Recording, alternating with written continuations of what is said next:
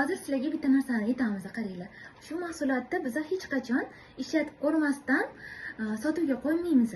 Qaranglar, o'zimiz ishlatib, rostdan ham effektini ko'rgandan keyin mana bilan qaranglar. Mayda sochlarimiz ko'payib chiqib ketdi.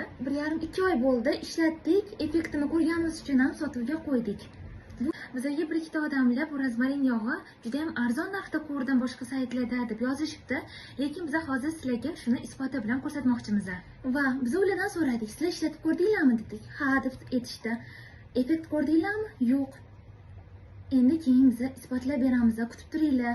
Sizlar uchun обязательно stories qo'yamiz dedik. Bu stories aynan sizlar uchun, ko'ringlar. Biz Atilabdan o'sha ular olgan saytdan sotib oldik. Mana qaranglar. Bir xil. Ko'ryapsizlar, orqasini ham ko'rsatamiz. Bir xil. Endi buni birinchi bo'lib buni ochib ko'ramiz. Qaranglar, bu original varianti, mendagi hozir podelka. Biz mana sizlarga hozir oddiy yog'da birinchi ko'rsatib beramiz. Agar sizlarga qiziq bo'lsa, kosmetikalarni ham podelka va originalini sizlarga solishtirib beramiz inshaalloh. Qaranglar. Hozir oxirigacha ko'ramiz. Bu original varianti, bunisi esa podelka. Hozir sizlarga original variantini ochamiz, qanaqaligini ko'rsatamiz. Tayyormisizlar? Birinchi bo'lib bu, qaranglar.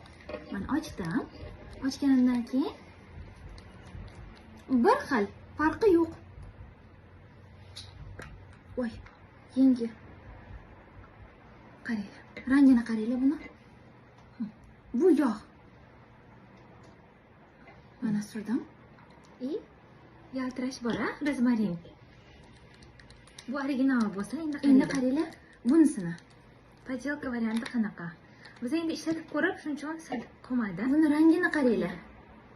Bunisini. Qaranglar, bu rangi umuman pushti rangda suv. Hech nima yo'q, qaranglar. Mana, umuman yopishqoq, bunda yog'. Yog', bu suv. Rangini ham hozir solishtirib ko'ramiz birga. Voy, bismillah. Bunisi podelka. Buni qaranglar. Bota ko'rinmayapti, oq. Hozir sizlarga orqasiga oq narsa qo'yib solishtirib beramiz. Buni rangini qaranglar. Bu sariq, bunisi esa rozovay. Mana. Ko'ryapsizlarmi? Shunga arzon ekan, zo'r ekan, men arzon narxda oldim deb xursand bo'lishdan oldin birinchi bo'lib tekshirib ko'rish kerak har bir narsada. Chunki sizlar olgan narsa podelka bo'lib chiqishi ham mumkin. Va podelka bo'lgan narsa sizlarga effekt bermasdan, naborot, nojo'ya ta'sirini ko'rsatishi mumkin. Bu oddiy hozir sizlarga rozmarin yog'ida ko'rsatdim.